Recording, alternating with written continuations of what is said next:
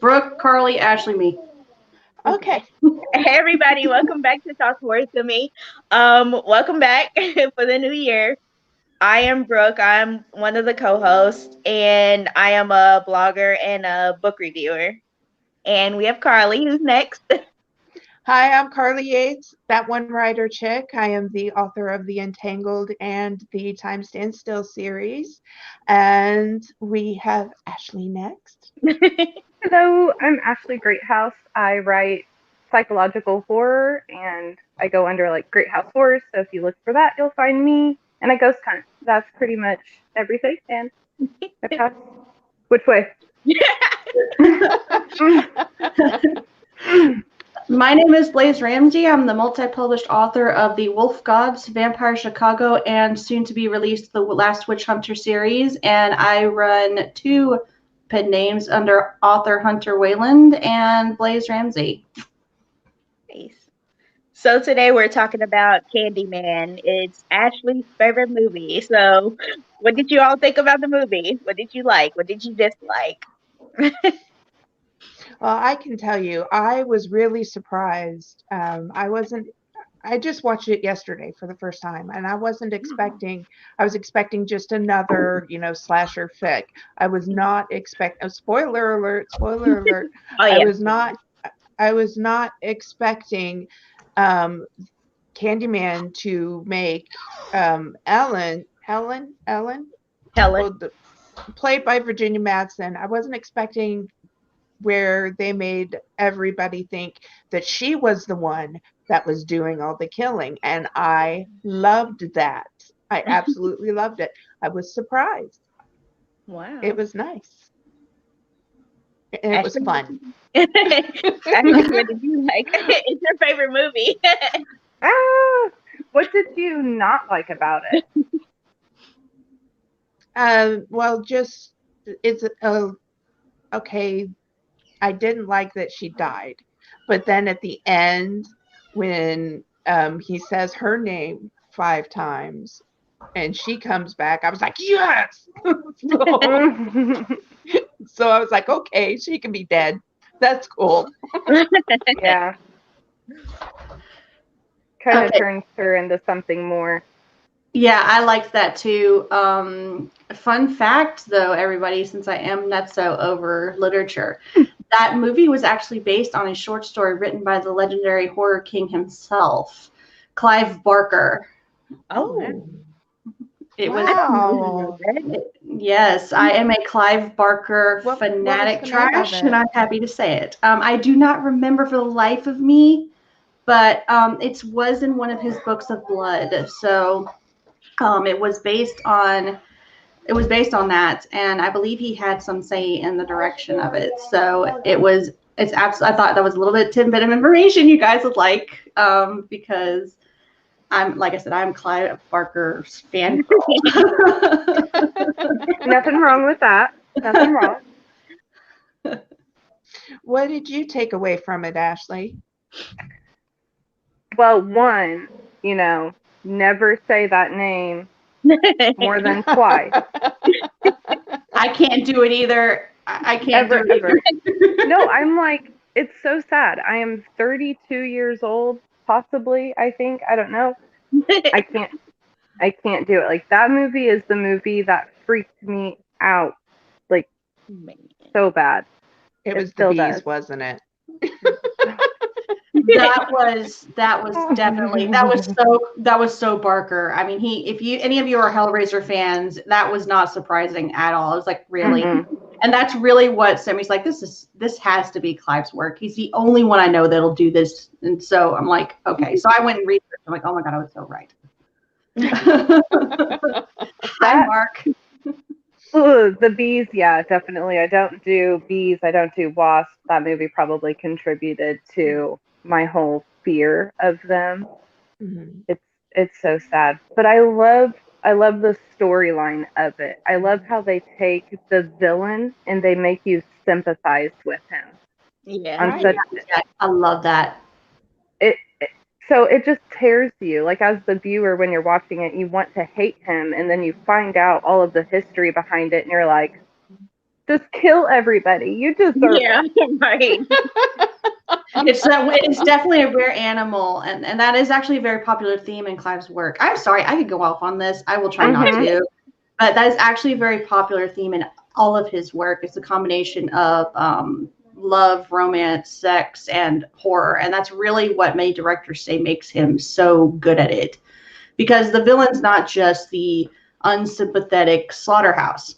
It is a deep aspect of the story, and often either the light or shadow of the protagonist. And that's what makes that movie so amazing. Other than the fact that I love the male actor, I can't remember his name. I feel horrible, but he is one of my favorite actors. I mean, it's like I'm so glad. Actually, one of my best friends, he met Tony Todd and talked to him, have a conversation with him. They said that he's really nice. He's a really nice man. Isn't that creepy? He looks like the best. The villainous people are always the nicest people in real life. It's like no wonder you want to play a dark villain all the time, because he always loves, or seems to always love, to play the dark villain, and it's maybe it's his voice, I don't know, but I love him so much. Yeah, the voice. Oh man, the voice cut me when he was saying Helen. I was like, whoa, hello. Yeah, I'm Helen. But I wanted to know why he was clinging on to Helen so much. And I read why he did that is because when he was younger, he had fallen in love with a white woman, and it was against the rules or whatever. And so the woman that he fell in love with, he got her pregnant, and her dad had somebody kill him. That's how he became the Candyman. Her dad had somebody kill him, and so that's why he was hanging on to Helen. And I didn't even know that at all. I was like, why is he just following her around? But if you actually watch Candyman 2, it goes into his. Am I spoiling? I'm going to spoil. Spoiler alert. Oh, no. That's what I was going to say. If you watch Candyman 2, his side of the story actually becomes more prominent. So you get a glimpse of it in the first movie, like during that whole lynching scene where he is obviously not understanding what's going on. And in number 2, it goes from the mortal world into his realm. So you see him with this giant portrait of the woman he was in love with. And that's why he attached to Helena. I think it's Helena, according to Michelle. Oh yeah. So you see that in number 2, and number 2 doesn't diminish. It's like Hellraiser 2. It just keeps into the story, and it's amazing. Can we agree though that number 3 is terrible? No, I didn't. Nope, there is no such thing. Never heard of it. Thank you. What is this mysterious? It's like Pirates of the Caribbean 4. I don't know what that is. So what happened in the third one? I've never watched the third one. What happened in it? It's at that point, and if you want my humble opinion as an industry professional in publishing, I think it was a cash grab. I really do. I think that at that time, the Candyman was really reeling in the horror, and it was just a cash grab at that point because it was just meh. Well, they try to mix it in with. It's like they try to rewrite the story in the third one because why? Well, that's what we're saying. We have no idea. Yeah, it's just a mess. I know I want to watch the second one definitely now. I didn't get a chance to, but number 3, I'll just skip it. Yeah, you don't try to rewrite because the story is so rich that you just don't want to, get away from that actual story. And I liked that the baby didn't die. Yeah. I love that too. I love that part. Now, I warned you about the dog scene, so I do want to hear about how you felt about that. Oh. Yeah, let's talk about the Rottweiler. I don't care if it's a Rottweiler. It's a puppy. All puppies deserve, they deserve better than that. I know. I was like, but he didn't do anything to you. Because at that point, you're kind of sympathizing with him a little bit. Yeah. Like, his character. And then he does that to the dog, and you're just like, we had a friendship. I had to really stop myself because she's the one that came out covered in blood and picked up an axe. And I'm like, wait a minute. So, when they went on to explain that he was doing this and making it look like her because she would not submit to letting him kill her so that they would be together forever. Yeah. That's why all the innocent people were dying. And except for her ex, because he was not so innocent. Oh man, he's terrible. But kind of like a Beauty and the Beast story, but not like the Disney version. The actual Grimm tale, or what? Who wrote the original Beauty and the Beast? Was it Grimm or Hans Christian Andersen? I can't remember. Oh man, I think it was Grimm, but I think it was Grimm, because if it's Grimm, then it's Grimm. So, I think the puppy really goes deep into Clive's symbology. Like, if you know anything about Clive Barker, he is if he can give you a pack of bunnies and set them on fire, he'll do it. Because the point of it is, that's exactly what he wants. Innocence is murdered. Now we have the Candyman, who is obviously a completely innocent character before he's murdered. Okay, so he's done nothing wrong but fall in love. How dare you? Anyway, so then he moves. His innocence is stripped, so he is moved into a darkness and a murderer. And when you have a puppy, let's face it, it is the most innocent form of animal, or the baby animal. It's the most innocent form of life form you can get. Like, it doesn't know right or wrong. It's just doing what it does. And of course, murdering it is stripping up. It's symbolic of once again, his innocence is like, my innocence was stripped away. Why should I not take yours? I mean, what is stopping me now? So that is the significance of that scene. It hurts, but at the same time, it is so Barker. It's like, really, he's doing it again. Where he didn't kill the baby, he was taking care of the baby. I'm like, wait a minute, that poor man, poor murderous fiend. So what do you all think about? What do you all think about Jordan Peele's remake of it? Like, I think I tagged you all in the preview of it. Like, that looks really good. Looks really, really good. When is that coming out? Huh? Is it out? No, it's not out yet. It comes out this year. Okay. But I tagged you all in the preview of it. Yeah, so I haven't watched that yet. You haven't? Oh, it looks really good. I was waiting because I hadn't seen the movie itself. So now I want to see that remake. See what they do with that story. See if they stay true to Clive. There we go. My thing is, I'm guessing they probably won't, and the reason is, if you like, I've followed Hellraiser from 1 all the way to, I think Judgment is the most recent one, or Genesis, one of the two, and the Hellraiser's been pretty consistent.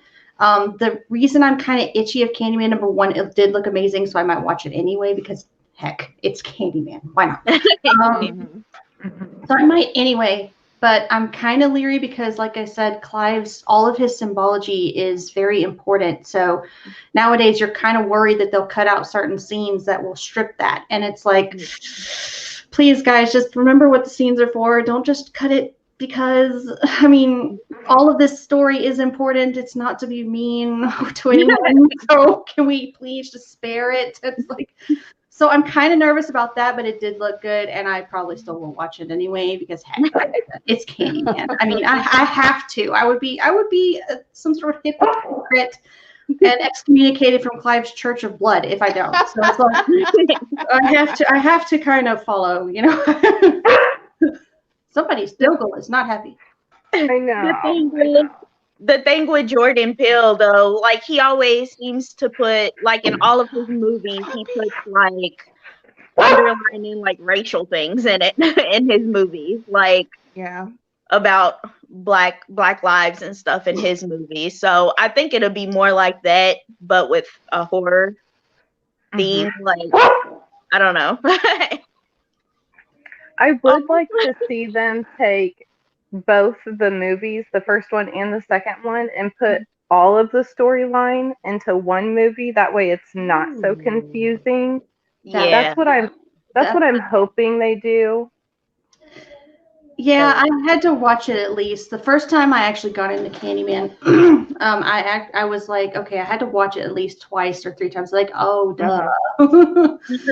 So it's kind of like the game Bloodborne. I had to play it like 3 or 4 times to figure out. Like, I've spent hours on that game, guys. I'm not kidding you. And that is like the perfect H.P. Lovecraftian eldritch horror thing ever.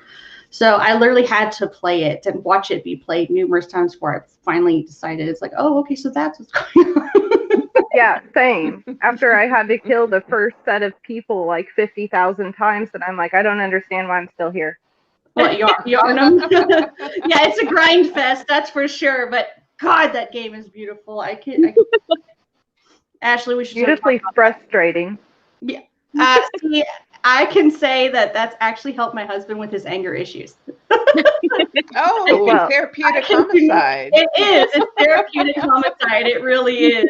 But it forces you to like calm down, or you're not going to figure it out. You do have to calm down because it will kill you. It will. The game will murder you, and but it is literally. I just leave my character there and stare at the scenery.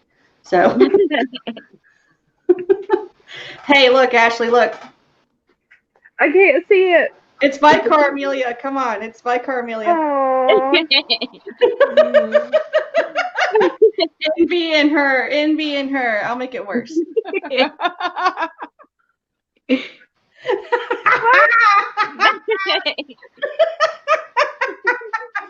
The coolest thing I have, right?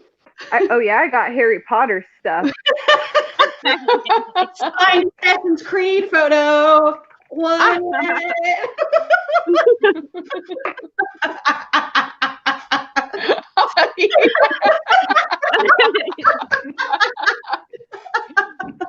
That's all I got. Sorry, you've got gamers. We're gonna keep going. So yeah, this is all I've got, and it's just book related. I love it though. Yeah, I love it. It's my favorite game. Please, I'm like, please don't make a Bloodborne 2. I will fall on the Hunter's Saw Cleaver. Please don't play on Bloodborne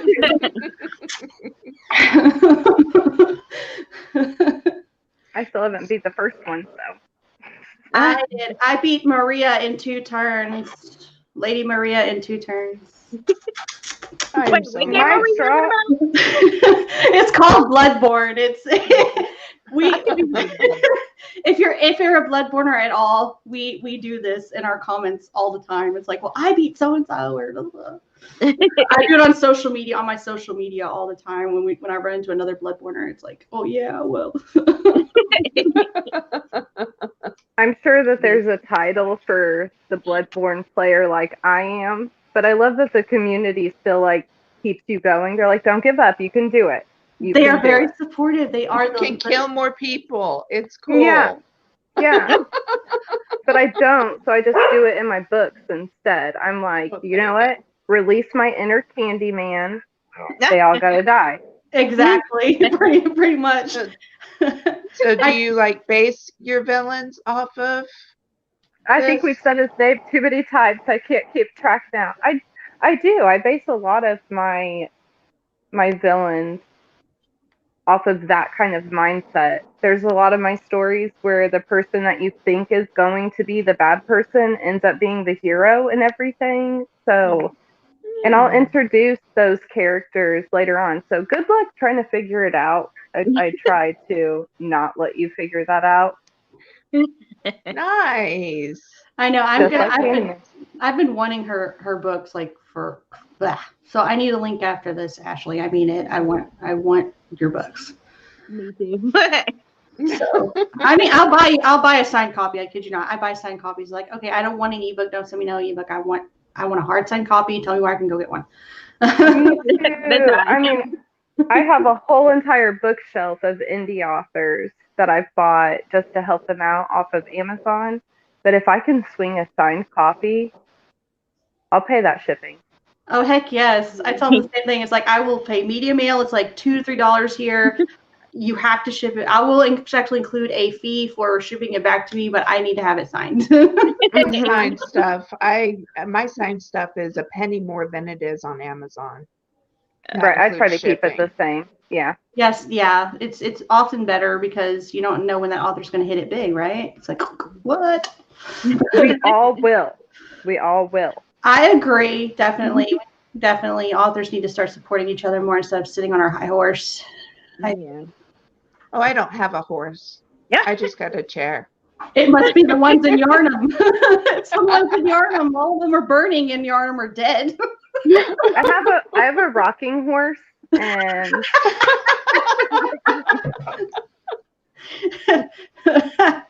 Candyman's coming to get it. All right, how many times have we said it in this? we're all being yeah. Don't look in the mirror for the next 7 days. Let's ring Exactly. it. Let's ring this. Don't watch the video. Don't watch the video. Viewers, now's your chance. Run. Run. Run. Man. And next. Personal confession. After I watched that movie, I kid you not, I did it. Like it was an accident, but I swear, you know, after you watch the movie, your brain is still kind of shut itself off. And I swear to God, I heard his voice. I was like, nope. I'm sleeping in my car. I'm not staying in this house. I did it. I was like, no. You know what? I'm just gonna. I feel like we should go ahead and burn some sage. Yeah, go. Yeah, please. Yeah, burn some sage. Yeah, burn some sage. Yep. Start purifying. Get the feather out. Let's go. No, I mean, I really would get up and go get some white sage because I have some too, and I will put it on my desk. I've got some. We clearly are all horror people. We've got white sage on standby.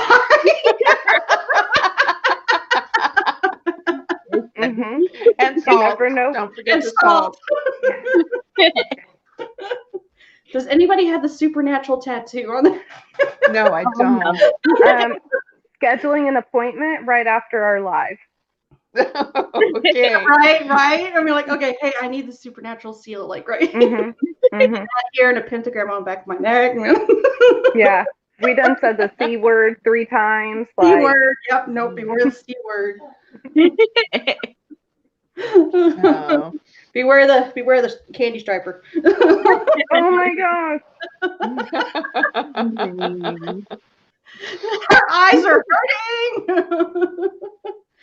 I need another emotional support pillow. Here, how about that? I will hug. I'll go get my blanket. Hug. So, you know, I just have my dog. If I could bring my dogs in, I'd so do that. But I'm like, my dog's over there. But I mean, let's be honest. He's everywhere. He's always with me. Yeah, no. I swear, if y'all contact me, be like, have you heard anything? I'll be like, Be like, nope, I burned sage all over my house. Frankincense in my. Yeah, what's going to save us from next week? Yeah. Oh, so next week, Jennifer is going to be a special guest, and we're doing Servant. Have y'all ever watched Servant? Oh, wait. That sounds familiar. It's on Apple TV. Yeah. Okay. It's on and what is Apple TV? I don't use Apple TV. I have Amazon Prime.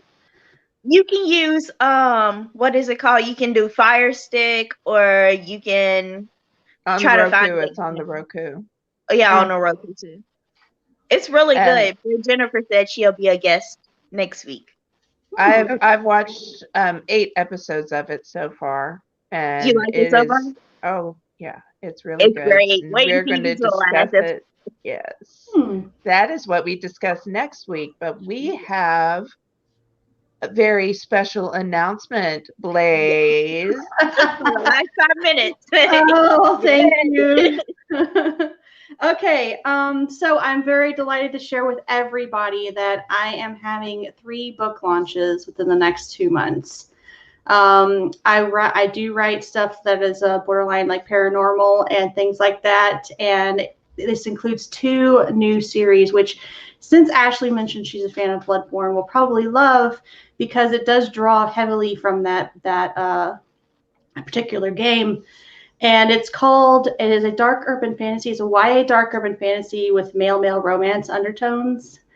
And so if you are a Shadowhunters fan or a Witcher fan or a Bloodborne fan, or let's see, if you are a Court of Thorns and Roses fan, or the first one, the Assassin's Blade fan, you're going to really get into that series. They are releasing, the books 1 and 2 are releasing in February and March. And Blood Moon, the sequel to Blood Law, is actually releasing in February as well. So I have 3 books releasing within the next 2 months. And I want to help and cross promo. I am known as the cross promo queen because I love to cross promo authors. So if you are an author or you want to donate like any kind of book swag or signed books or what have you, just get in touch with me. You can message me on Instagram or Facebook or Twitter or whatever else we're using out there now. And be like, I have something I would like to donate and sign copy and stuff. So how it's going to work is I have a virtual book tour planned for 2 weeks chunk leading up to the City of Nightmares book release. And that the 25th or 26th, I think it's the 25th, no, 26th, I'm going to be having a live book launch party.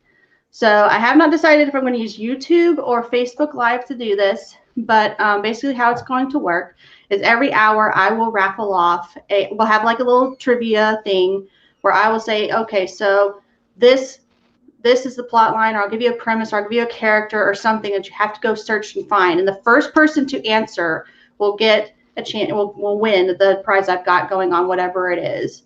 So I'm going to have a ton of stuff. I've got bookish candles. I've got bookmarks. I've got signed copies. I've got mugs. I've got bookish coffee mugs for those of you who are a bookworm and love those mugs. So this is a huge, I thought so. Here's looking at you, Carly. So it is a huge, massive release event, pretty much to say a happy triple birthday. And I really want to make this as big as possible. So I am calling on the writing and reading community to help me get this word out. It's as easy peasy as signing up for my street team. And I'll leave a link with Brooke so she can, if you want to, Brooke, put it into the group. And so it's really easy. I've got folders for you guys to put all this promo in. You don't have to make them yourself. You just go and download the little quote things that I have. They work for Instagram. There's some for Facebook, Twitter. So you can just pull them out and use them. And if you do it, just be sure to tag me in some of my tags, and I'll leave those as well. But I really want this to be a massive group of cross promo because I'm a firm believer of cross promo and getting, especially for indie authors. So please get in touch with me if you want to do that. You can also email me at bramseyauthor@gmail.com to get in touch with that. Just let me know in the subject line, hey, book launch party or something. Just let me know what I'm talking about. So thank you for letting me shout that out, Brooke. Yeah. I hope everyone has a good day, and all of the links will be attached to this video. Awesome. Bye, y'all. Right. Bye. Bye.